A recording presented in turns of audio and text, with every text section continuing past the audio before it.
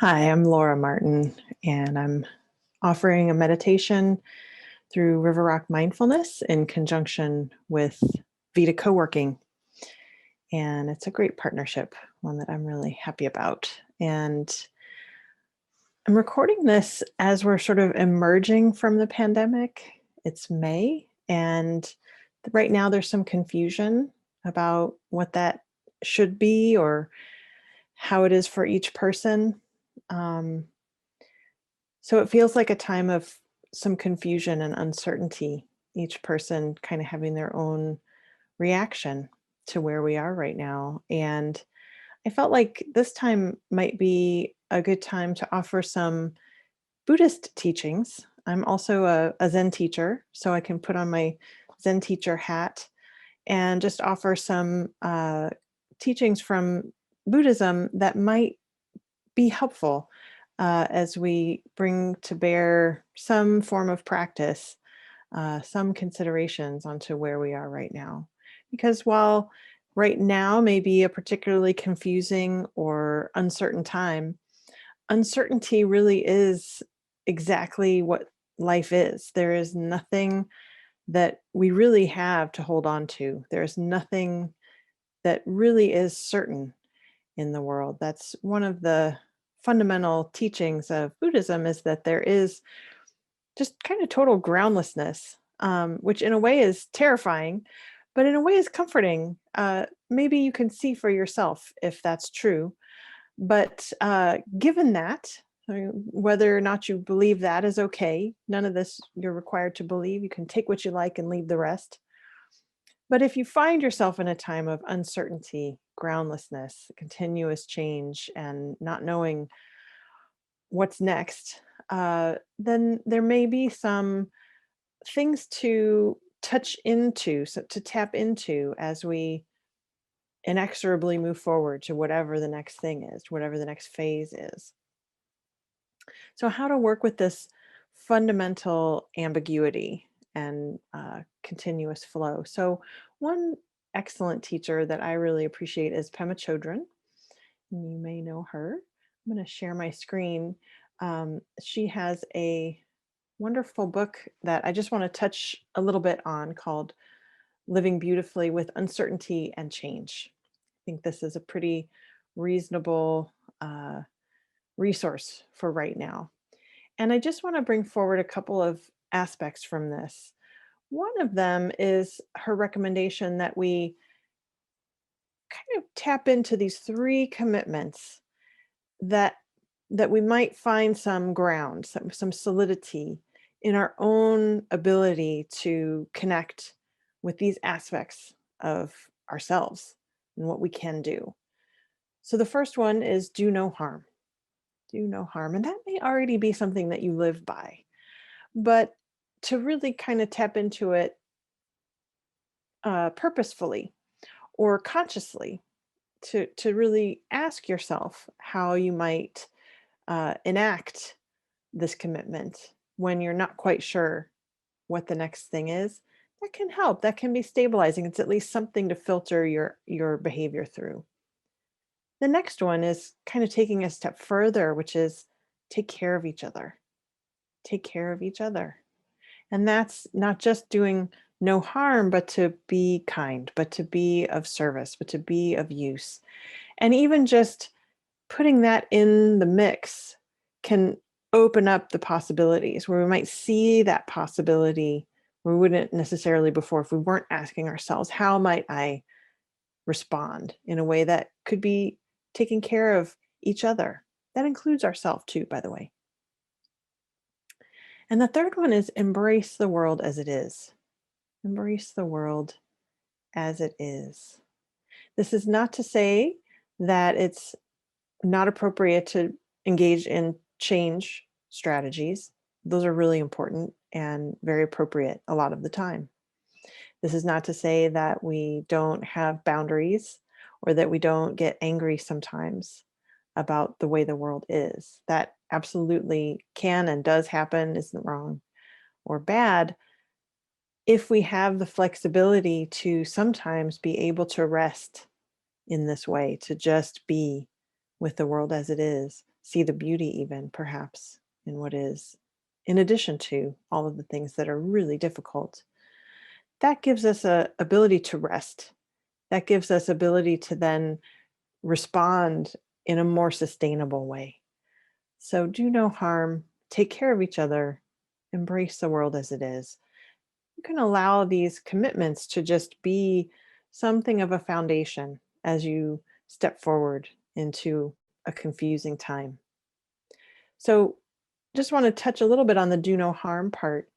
Again, there's no need for you to become a Buddhist or take these up or do anything. This is just for your information that do no harm. This is what is meant by that. Kind of specific ethical precepts: not to kill, but to cherish all life, not to steal, to respect the things of others, not to lie, but to speak the truth, not to misuse sexual energy, but to be respectful in thought and action, and not to misuse drugs or alcohol, but to keep the mind clear.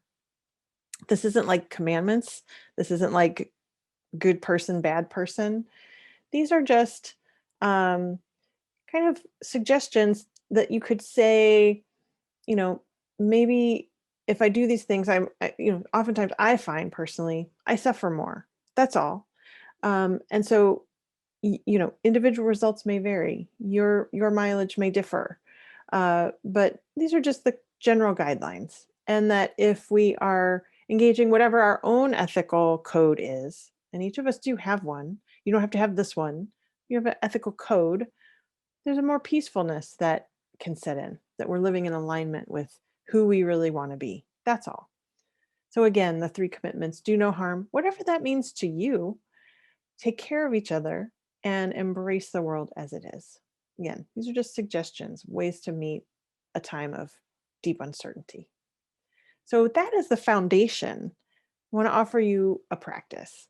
And the practice consists of 3 parts: be fully present, feel the heart, and engage the next moment without an agenda. And Pema Chodron says this is another way to say to leap, to take the leap. Be fully present, feel the heart, engage the next moment without an agenda. All right. So are you ready to practice?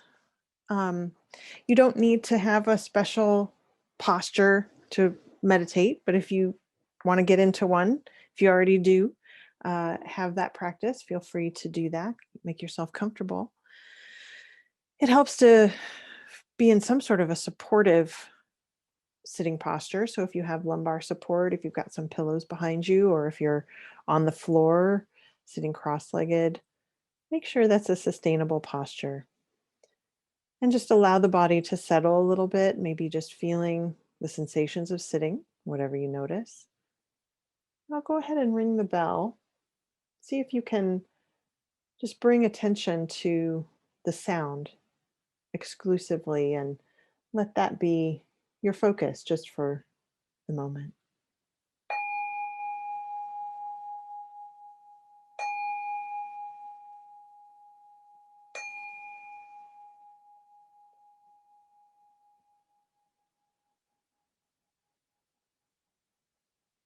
You're welcome to have your eyes open or closed. Just allowing the awareness to settle into the body. This is one way to be fully present.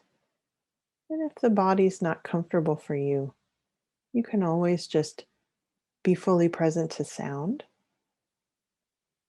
That is another sensation that's available. It's always changing, always renewing. Please know that any of the guidance that I offer here is really just a suggestion. Your practice is for you. And please feel free to amend or adjust as you need to.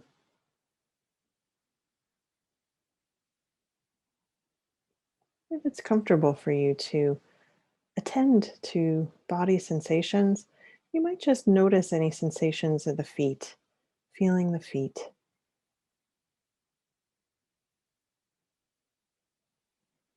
The feet are as far a distance from our thinking mind as we can get in the body. So letting that energy settle down in the feet and in the lower body where you're sitting, almost like the thoughts are settling down, just like snowflakes in a snow globe.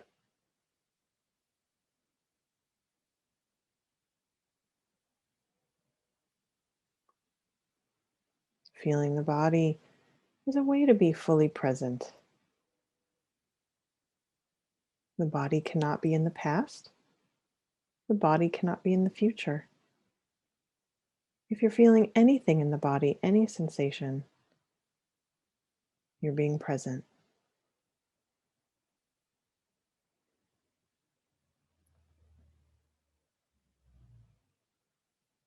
And if it's comfortable for you to feel the breath, perhaps noticing the gentle movement of the breath, where do you happen to feel the breath most vividly?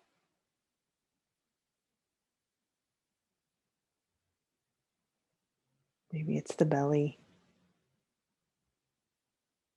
or the chest, or the nose.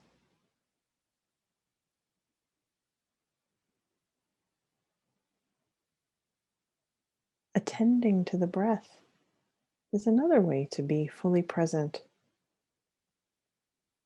This breath that is always here for you, has always been.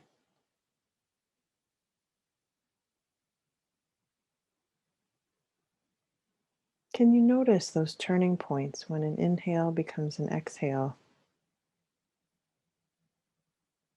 when an exhale becomes an inhale?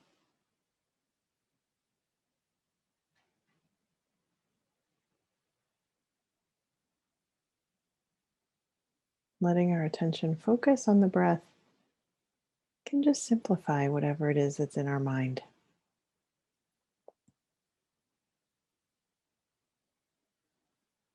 We can take a rest from our thoughts and worries just for a second. And if those thoughts return or emotions return, that's okay. We're not trying to eradicate thoughts, we're not trying to clear the mind. Thoughts and emotions are also happening in the present moment.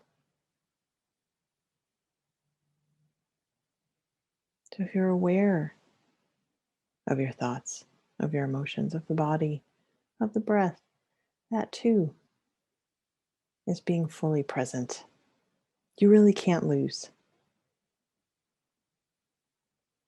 So we're really just taking a moment to notice what's here. It's an open question.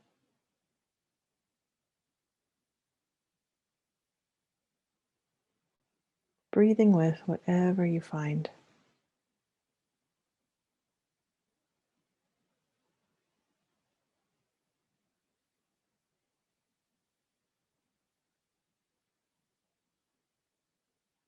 And so now I encourage you to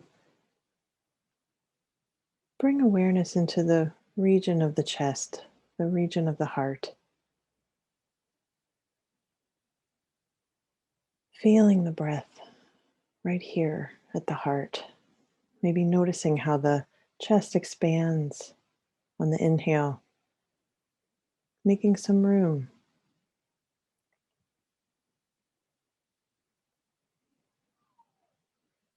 You might even notice, does the chest open a little bit with the inhale?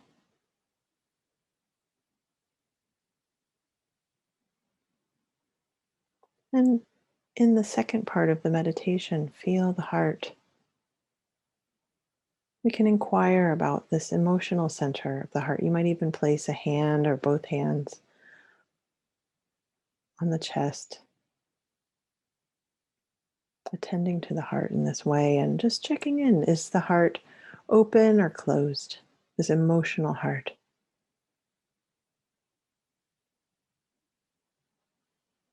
Is it feeling warm or cool?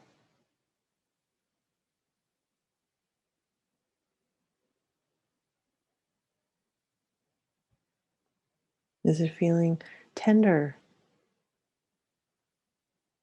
or guarded or broken or or overflowing with love, whatever is here for you. And even if none of this makes sense, just attending to the physical sensation, breathing into this heart, feeling into this region of the body.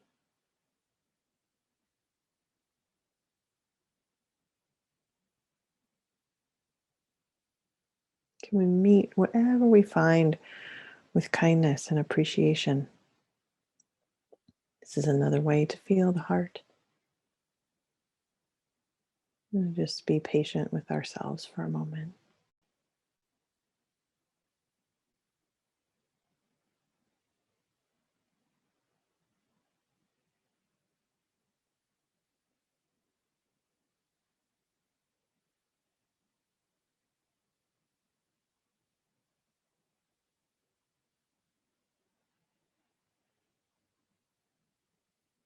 So, taking a moment to just focus your attention at the heart, or maybe in the whole body, or the breath. Taking this time for yourself.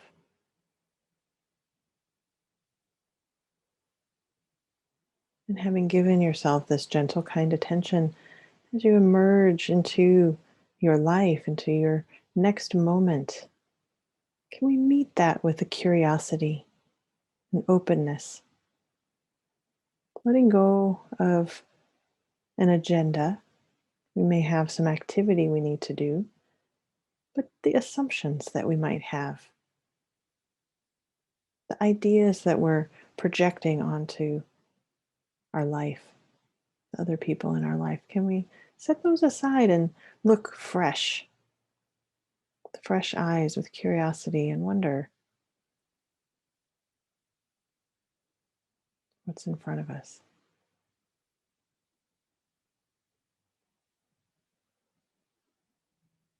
As we close this brief meditation, offering yourself some appreciation for all of your efforts, for your willingness to meet yourself with kindness and appreciation, for whatever it took to set aside this time to take care of yourself, to do something for your own health and well-being, something that will, of course, be of benefit to everyone around you. And if you'd like to just gently move fingers and toes, letting some light into the eyes, looking around the room, maybe finding the places where the wall meets the ceiling, or if you have a window to look out of. And when you're ready, if you'd like to reconnect with the screen or not. Well, thank you for joining this meditation practice. I appreciate your presence, and we'll see you sometime soon. Thanks a lot.